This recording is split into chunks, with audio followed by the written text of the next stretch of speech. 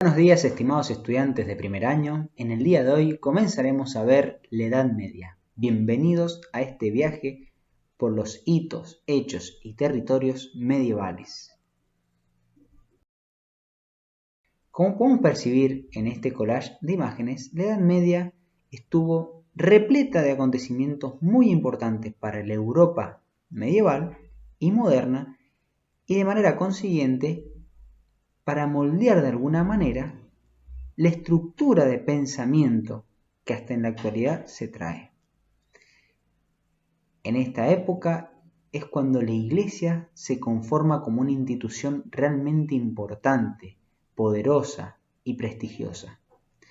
Los reyes comienzan a formar poderosos imperios y hasta llegan a dominar tierras muy vastas. Se origina el feudalismo, encontramos al principio de la Edad Media el auge del Imperio Bizantino, encontramos en la Alta Edad Media el auge del feudalismo, posteriormente veremos un poco las cruzadas y distintos temas que de una manera u otra no han llegado hasta nosotros. Bienvenidos nuevamente a este hermoso recorrido por esta etapa tan linda de la historia. Al igual que muchos temas, es necesario de una manera u otra periodizar para poder comprender mejor los hechos, procesos y circunstancias que se llevaron a cabo. La Edad Media es una edad histórica que se encuentra entre la Edad Antigua y la Edad Moderna. Esta Edad Media comienza con la caída de Roma en poder de los pueblos germanos, como ya hemos estudiado, y finaliza con la caída de Constantinopla en el año 1453 en poder de los turcos. Sin embargo, como son 10 siglos, y en esos 10 siglos pasaron muchos acontecimientos y procesos, debemos subdividir esta edad en distintas etapas. Nosotros nos abocaremos en esta clase a ver la temprana Edad Media, que va del siglo V hasta el siglo IX. En las posteriores clases veremos las otras etapas de la Edad Media. La temprana Edad Media va a tener muchos hitos. Sin embargo, en esta fotografía podemos ver algunos de los acontecimientos más relevantes de esta temprana Edad Media.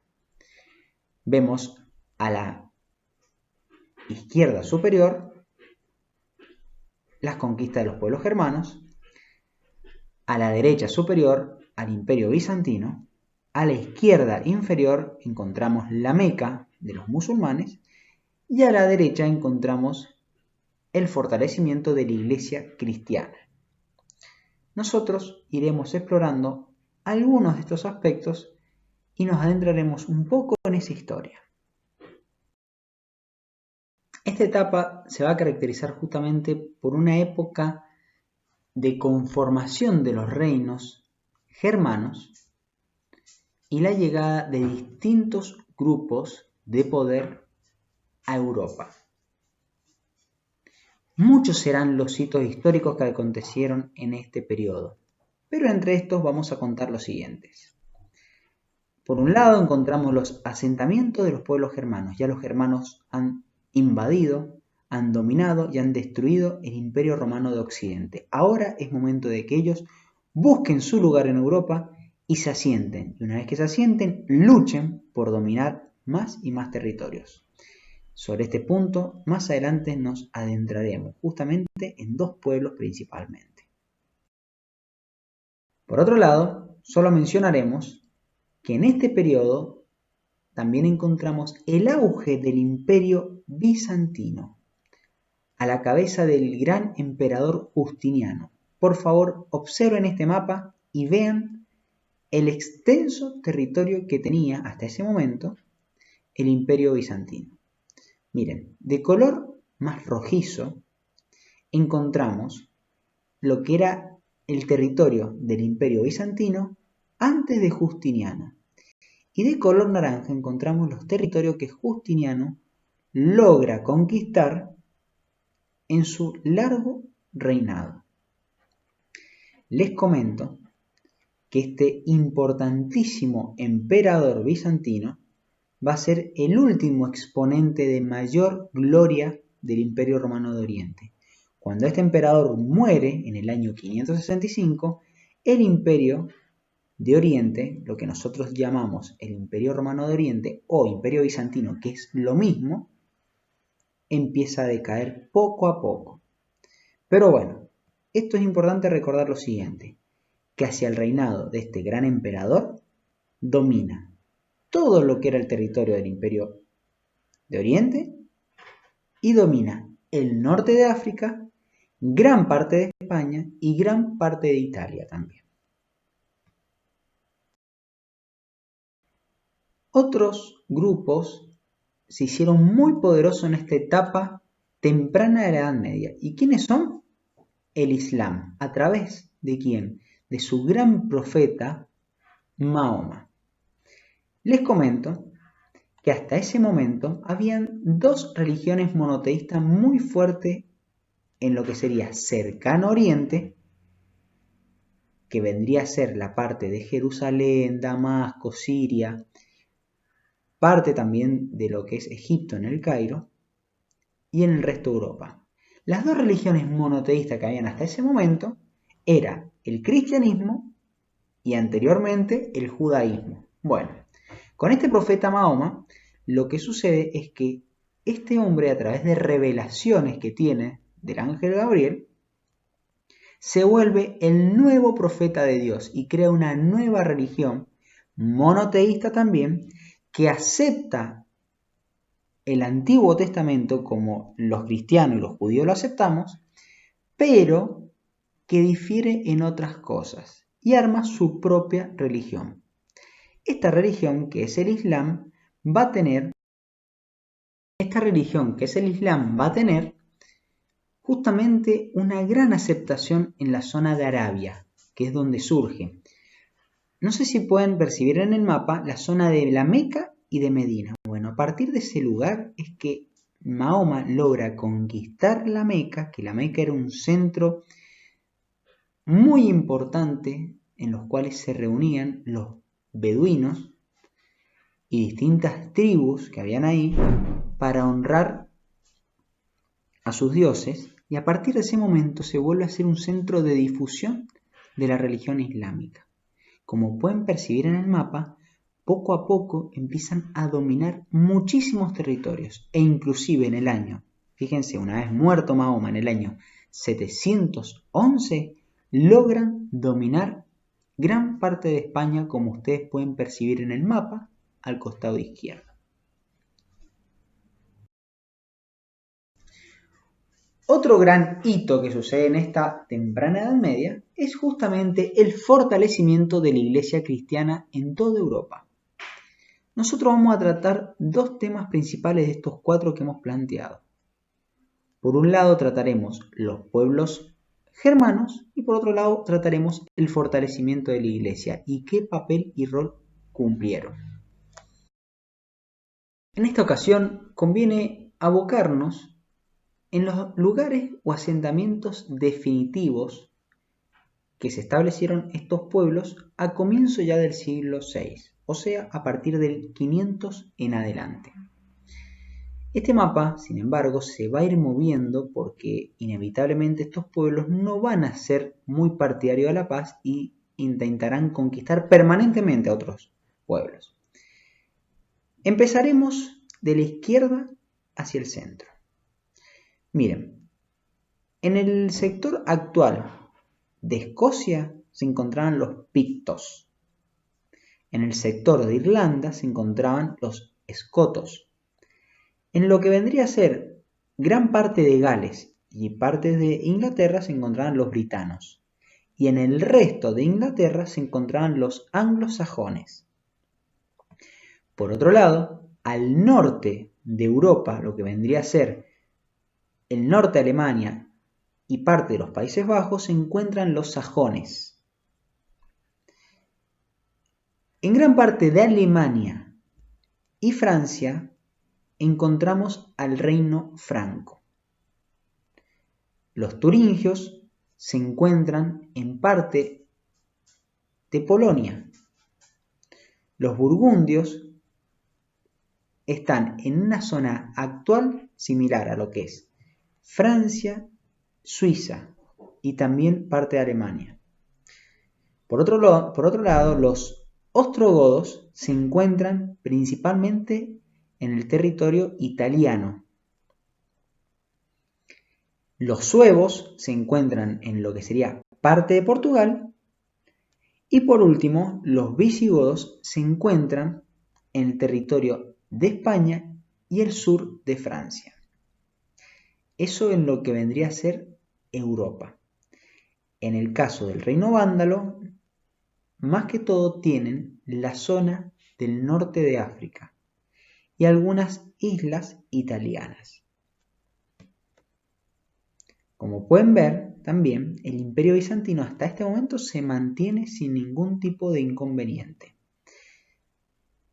Y los lombardos, que hasta ahora no lo había mencionado, posteriormente vencerán a los ostrogodos y se ubicarán en ese sitio. Por el momento nos detendremos en algunos aspectos importantes del reino franco y del reino visigodo.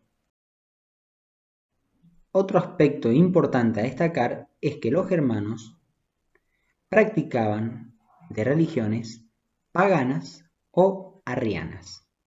El paganismo era una religión politeísta donde se creían en druidas, en distintos ritos, costumbres muy distintas a las practicadas por el cristianismo, mientras que los arrianos eran principalmente una desviación, una herejía del cristianismo. ¿Qué significa eso? Que no respeta toda la doctrina y todo el pensamiento que avalaba en su momento la institución máxima que es el papado. Por ende, llegaban a ciertos conflictos entre cristianos que respondían al Papa y arrianos que no respondían al Papa, pero que sí creían en Cristo. ¿Cómo terminó todo esto? Justamente de la siguiente manera. De una manera u otra, se terminaron convirtiendo al cristianismo, ya sea por las buenas o por las fuerzas. Por lo general se los bautizaban a los reyes y esos reyes convertían al resto de sus súbditos. Nos adentraremos un poco en la historia del reino visigodo. Desde tiempo de Ataulfo, en el año 414, ya este pueblo se encontraba en la zona de la actual España y había conquistado gran parte de Francia. Les comento un poco quién era Ataulfo. Ataulfo fue el sucesor de Alarico I. ¿Recuerdan quién era Alarico I? Este rey que había logrado por primera vez imponerse e invadir Roma. Bueno, ¿qué nos marca esto? Que desde ese momento ya estaba y era un reino muy fuerte. Luego de esa invasión, los visigodos quedan en buenos términos con los romanos. ¿Por qué? Porque encuentran su espacio, tienen tierra donde cultivar y tienen lugares donde el reino se puede establecer. Una vez que cae el Imperio Romano, justamente la situación empieza a verse un poco más compleja, porque este pueblo empieza a tener mayor libertad de acciones y empieza a intentar expandirse. Otro inconveniente que tiene este pueblo visigodo, inconveniente para otros pueblos, diríamos, es que en el territorio de la actual España, los hispanos romanos eran cristianos, mientras que los visigodos eran arrianos. Esto derivó a grandes conflictos internos, persecuciones, matanzas entre ellos. Nosotros veremos a un solo rey en este caso. Veremos a Alarico II. Y este era el reino que él dominaba. Fíjense lo importante y lo grande que era. La capital del reino visigodo, hacia comienzos del siglo VI, o sea, hacia el año 500, era Toulouse. Actualmente está en Francia. Y en su largo reinado, podemos decir de que ayudó a consolidar sus bases. Sin embargo, algo va a suceder que inevitablemente perderá territorio. Por otro lado, estudiaremos a los francos. Primero que nada podemos decir que era en un principio una confederación de tribus. Y habían participado, junto con el Imperio Romano y los visigodos, siendo aliados los tres, o sea, romanos, visigodos y francos, en los campos catalónicos. ¿Se acuerdan qué fue eso? Fue el gran conflicto donde Atilas pierde y son diezmadas sus tropas en el actual territorio de Francia, lo que era la batalla de Chalon, en el año 451. Quiero que observen lo siguiente ustedes en el mapa. Este es el reino franco a finales, podemos decir, del siglo V. A grandes rasgos ustedes pueden ver que los reinos más importantes o más poderosos por el territorio son los reinos visigodos y ostrogodos. Bueno, esta situación va a cambiar totalmente en el siglo VI. Primero que nada hay que delimitar, porque yo dije que era una confederación de tribus. ¿Qué quiere decir una confederación de tribus? Que era un conjunto de familias que estaban emparentadas entre sí y no tenían un rey, pero sí eran tribus con sus jefes y se reunían para el combate. Bueno, ¿cuándo se volvieron un reino? La primera dinastía es la llamada Merovingia, en honor a este señor que es Meroveo. El problema es que este señor Meroveo tiene un pasado mitológico y un tanto impreciso. Cuando yo digo pasado mitológico es que lo relacionan con una criatura mística, inclusive, que su padre lo engendró una criatura mística. Lo más probable es que haya sido un hombre de carne y hueso como cualquier otro, pero bueno, ¿se acuerdan de que los romanos también solían hacer eso y los griegos también con su antepasado? Bueno, esto era normal, generarle un pasado bastante poderoso. Pero en el año 481, fíjense que hacía poco se le había caído el Imperio Romano, asume un rey que va a ser el que realmente va a colocar al reino franco como una gran potencia europea. Y ese hombre se llama Clodoveo. Clodoveo era nieto de Meroveo y llevará al reino franco a una época de gran expansión. Fíjense, esta es la imagen de este rey Clodoveo. Les comento que esta imagen que ustedes están viendo a la derecha es de su bautismo. ¿Por qué saco alusión el tema del bautismo? Bueno, los francos se hacen muy importantes por ser justamente la mano derecha del Papa. Les comento cómo venía la situación. Clodoveo era pagano, pero se casa con una princesa Clotilde. Esta princesa era cristiana y ella poco a poco empieza a convencerlo y a insinuarle lo importante que sería que él se volviera cristiano. Clodoveo siempre se mostró reacio, pero aceptaba la religión de su esposa. Cuando él se está enfrentando con los alamanes, como suena, no alemanes, era otro pueblo germano, él promete de que si sale victorioso, va a abrazar el cristianismo. ¿Qué significa? Que se va a bautizar y convertir en un rey cristiano. Y así sucedió. Luego de la batalla de Tolbiac en el año 496, él le promete, junto con su esposa, a Dios que si sale victorioso se bautiza. Y así sucedió. Y de esta manera se vuelve un rey cristiano. Y al volverse un rey cristiano, logra el apoyo de la iglesia y la iglesia tiene el apoyo de este pueblo franco. Entonces la cuestión es, ¿por qué se hizo tan poderoso Clodoveo? Justamente porque consigue el apoyo de la iglesia cristiana. Y esto era un convenio que a los dos les convenía.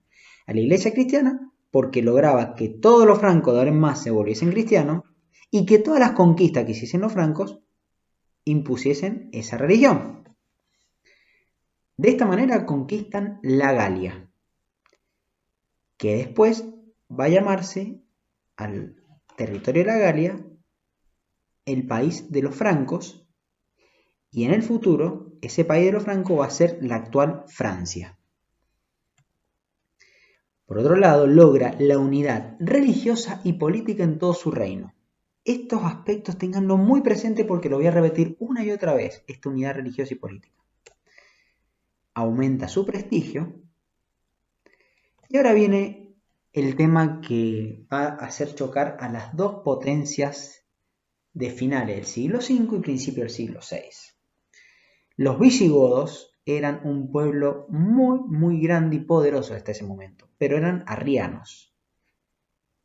Y los francos empiezan a ver que es muy necesario expandirse y vencer a los visigodos. Y así sucederá. Por eso saltamos al año 507, un año decisivo y clave y muy importante.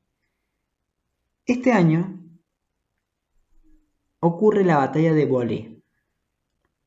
Esta batalla es entre Alarico II contra Clodoveo. En esta batalla se van a disputar no solo el territorio de lo que sería actual Francia, sino también la religión oficial que se impondrá en ese territorio. Y ahí comenzará un gran combate.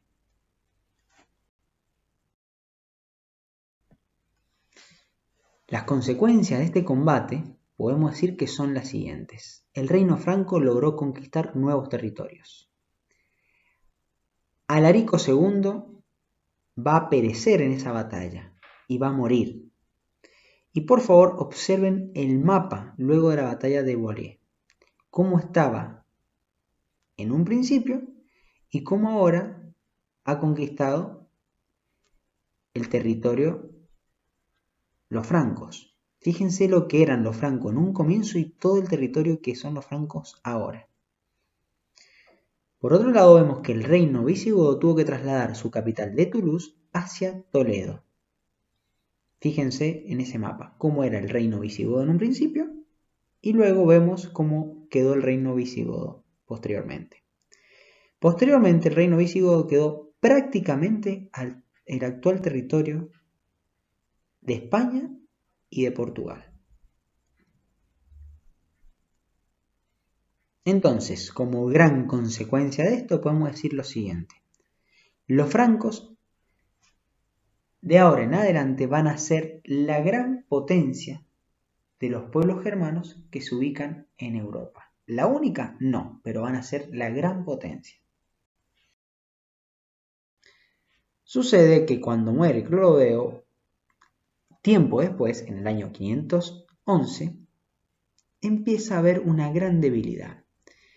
¿Por qué? Porque era una costumbre de los francos dividirse los reinos o los territorios que tuviesen en los hijos que ellos tenían. En este caso, Clodoveo cuando muere tenía 4 hijos y entre los 4 hijos dividieron su gran reino. ¿Y qué genera eso? Justamente grandes luchas civiles internas que perjudican esa unidad política y que debilita a la dinastía merovingia.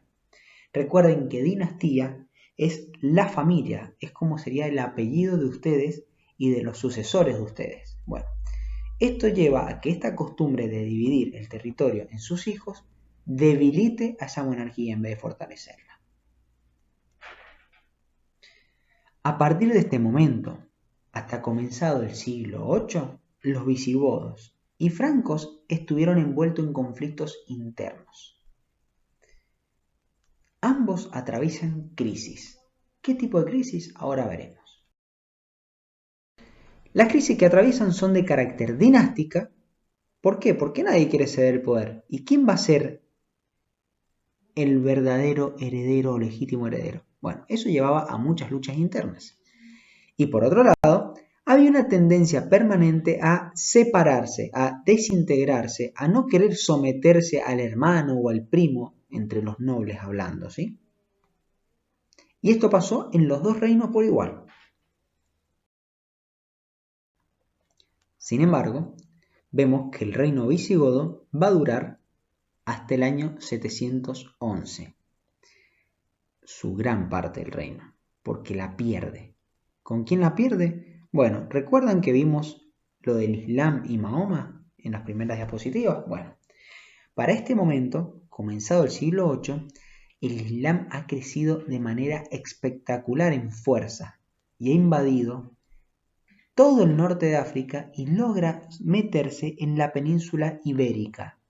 ¿Qué quiere decir esto? Que logra invadir gran territorio de España. El año 711 se lo conmemora justamente por ser la gran invasión de los árabes. Y les comento algo más. Esta invasión va a durar 8 siglos. En esta imagen podemos ver 4 mapas de la península ibérica en distintos periodos. Nosotros nos vamos a enfocar nada más en este que es el primero, que es justamente el emirato dependiente del califato omeya.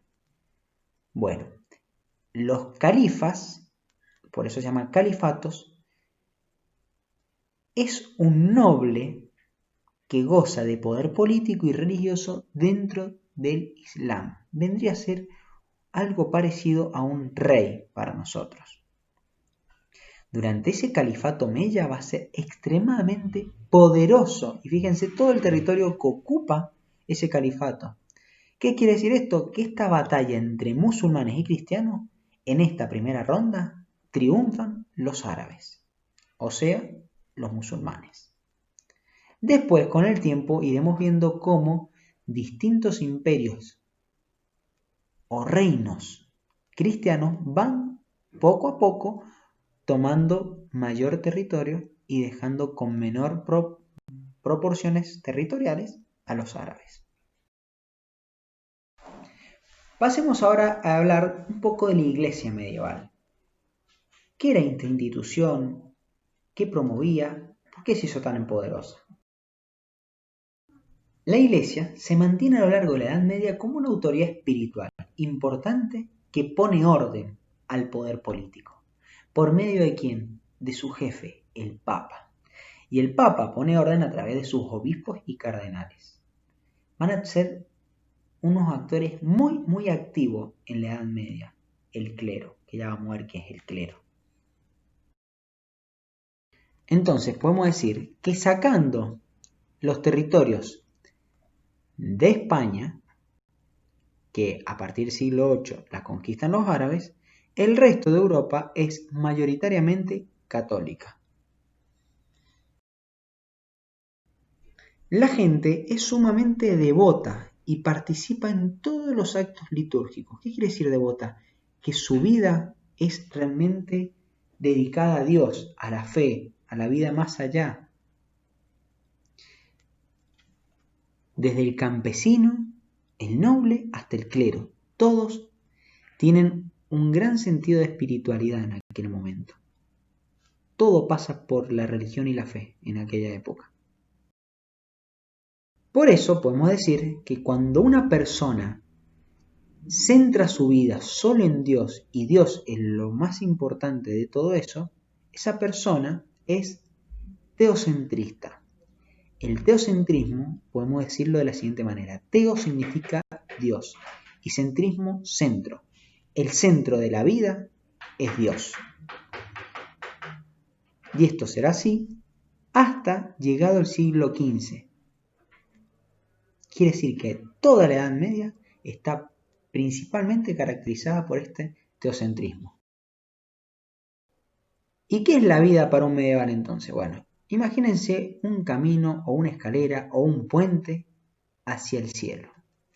Básicamente es un pasillo por el que se tiene que pasar inevitablemente para llegar a la verdadera vida. ¿Y cuál es la verdadera vida para un medieval? La vida eterna. Ellos creen profundamente en la palabra de Cristo, en la fe. Ojo, no significa de que no se maten, no significa de que no prendan fuego a aquellos que condenen, no significa que sean ejemplos a seguir, sino simplemente que es esa fe lo que los hace tan unidos a la religión.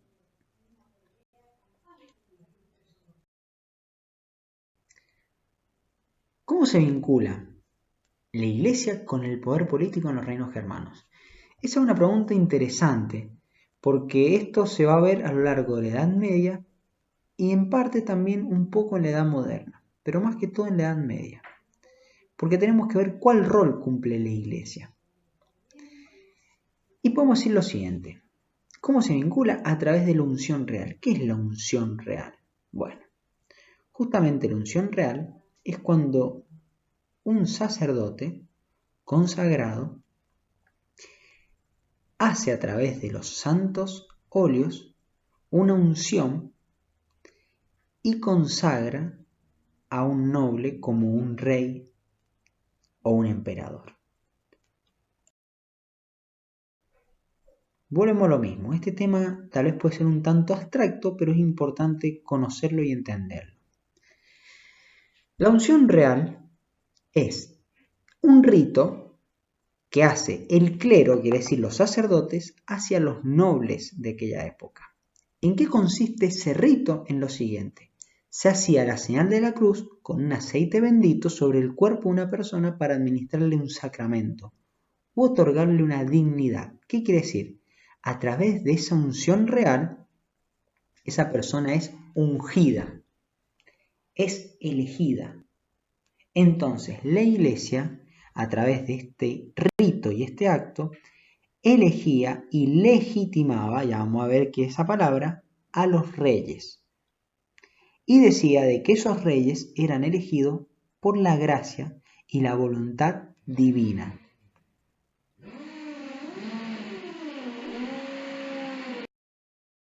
Esto no es totalmente novedoso. Lo han extraído de los antiguos testamentos justamente cuando el rey David es ungido en aquel momento, ¿sí? Y es consagrado de esa manera en un rey sacerdote. Bueno, estos reconmemoran esos hitos históricos de un pasado lejano para ellos y lo llevan en la práctica a la Edad Media.